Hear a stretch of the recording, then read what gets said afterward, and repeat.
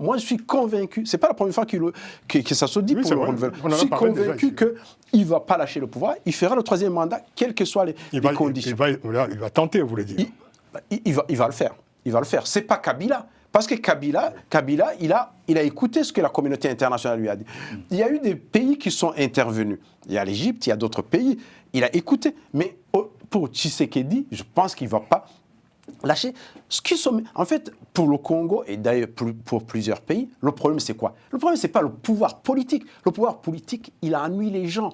Il est assez compliqué. C'est le pouvoir économique, financier. C'est parce que, oui, c'est justement... Ce pouvoir, il est partout présent. Bien sûr. Ils prennent de l'argent. Oui. Non, mais ce que je voulais dire simplement à Gratien, c'est que c'est mal connaître le peuple congolais. Oui. C'est très mal connaître le peuple congolais. On verra. Il y a quelques années, certains disaient aussi que Joseph Kabila allait donc s'accrocher au pouvoir. Exactement. Et pourtant, on a vu la suite. Les Congolais ont trouvé un arrangement national, mais ce fut un arrangement quand même, et l'alternance est advenue.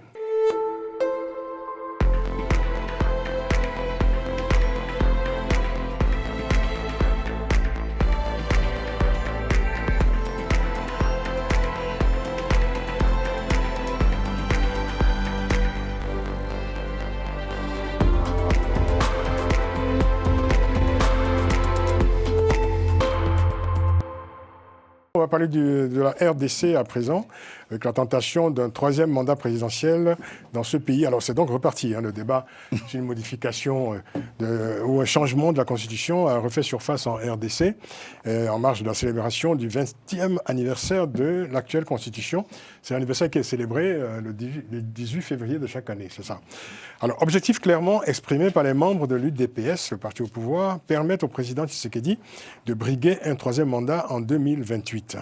Alors, voici un peu l'ambiance. Le 7 mars dernier, le chef de l'UDPS, le parti au pouvoir, Augustin Kabouya, déclarait ceci lors d'une réunion du parti. Je le cite. « Mobutu a révisé la Constitution 17 fois.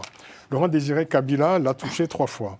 Joseph Kabila l'a retouché. Au nom de quel principe allez-vous interdire à notre régime d'y toucher ? Que les choses soient claires, nous allons toucher à cette Constitution. » Fin de citation. Alors, autre citation, dans le genre parole décomplexée. Le ministre des Sports, Didier Boudimbu, qui lui est allé encore plus loin en déclarant, je le cite, « qu'on ne se voile pas la face, nous n'allons pas faire du genre les 2 mandats prennent fin, puis on cède le pouvoir pour le donner à qui ?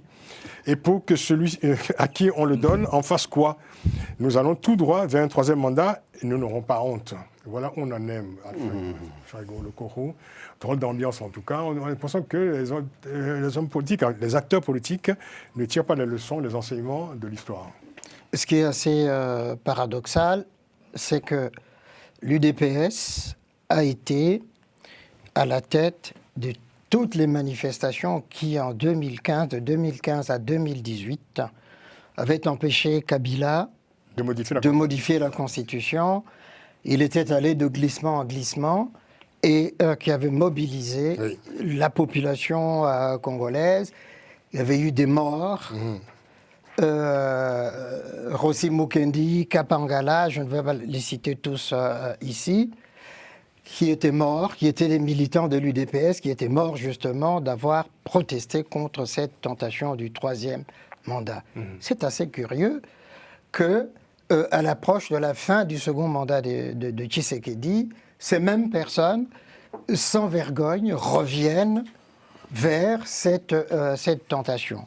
Alors, pour le moment, ça reste verbal, mais il y a des protestations qui ont déjà commencé dans les milieux non seulement politiques, les partis politiques, dans le milieu de la société civile, dans les ONG, pour tirer la sonnette d'alarme, dire attention.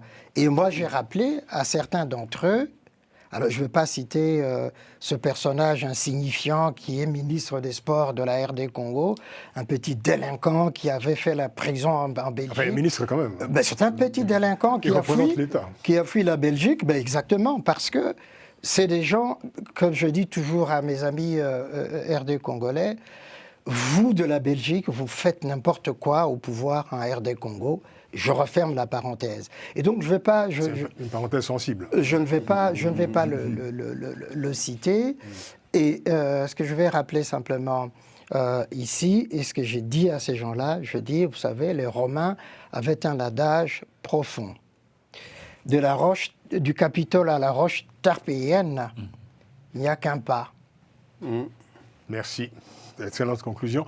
Gracieux, rapidement, je vous sentais trépigner un peu en écoutant. Oui. En fait, Alfred. il faut vraiment replacer les choses dans le cadre. On est en Afrique centrale. Et la démocratie, on a une certaine démocratie. On ne voit pas les présidents qui sont dans la sous-région, les gens qui arrivent à céder le pouvoir. On le dit bien, on va céder le pouvoir à qui? Pourquoi on ne veut pas céder le pouvoir? Je sais bien que le président Tshisekedi... C'est des généralités, là, quand même. Non, ce ne sont pas des généralités, parce qu'on va voir la suite. Le président Tshisekedi, je suis sûr, moi je suis convaincu, ce n'est pas la première fois que ça se dit pour le renouvellement. Je suis convaincu qu'il ne va pas lâcher le pouvoir, il fera le troisième mandat, quelles que soient les conditions. Il va tenter, vous voulez dire. Il va le faire. Il va le faire. Ce n'est pas Kabila. Parce que Kabila, il a écouté ce que la communauté internationale lui a dit. Il y a eu des pays qui sont intervenus. Il y a l'Égypte, il y a d'autres pays. Il a écouté. Mais pour Tshisekedi, je pense qu'il ne va pas lâcher.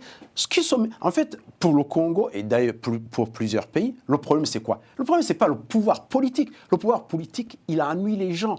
Il est assez compliqué. C'est le pouvoir économique, financier. C'est parce que, oui, c'est justement... Ce pouvoir, il est partout présent. Donc. Bien sûr. Ils prennent de l'argent. Oui. Non, mais ce que je voulais dire simplement à Gratien, c'est que c'est mal connaître le peuple congolais. Oui. C'est très mal connaître le peuple On verra. Il y a quelques années, certains disaient aussi que Joseph Kabila allait donc s'accrocher au pouvoir. Exactement. Et pourtant, on a vu la suite. Les Congolais ont trouvé un arrangement national, mais ce fut un arrangement quand même, et l'alternance est advenue. Ouais. Moi, ce qui m'intrigue, c'est juste les deux motifs invoqués pour justifier. On dit qu'il faudrait attendre la fin des violences à l'est du pays. C'est comme s'il n'y avait pas la continuité de l'État. Ou bien il n'a pas un mandat, il est en mission. Je me dis, est-ce que la République démocratique du Congo est une terre à évangéliser ou bien à islamiser? Bon, moi, je reste... Pourquoi vous dites ça? Parce que quand il parle de mission à la place d'un mandat, c'est une terre à... Oui. Mais il y a beaucoup de partisans, justement, de Tshisekedi sont dans cette logique évangélique-là, messianique, ils sont dans cette logique-là. Mais ils oublient très simplement que le peuple congolais l'a montré face à Mobutu, face à Kabila. L'Église catholique, elle est là. Le peuple congolais est là pour rappeler chaque fois à ses dirigeants: nous vous avons toléré, nous vous avons accepté, nous vous avons accordé le pouvoir, mais quand il s'agit de respecter les institutions, il faut les respecter. Certains prennent prétexte sur le fait que, au Rwanda, Kagame a modifié la Constitution, en Ouganda, Museveni, au Congo-Brazzaville, Denis Sassou Nguesso, et moi je leur ai dit simplement, ce n'est pas parce que ton voisin vole que toi aussi tu es obligé de voler.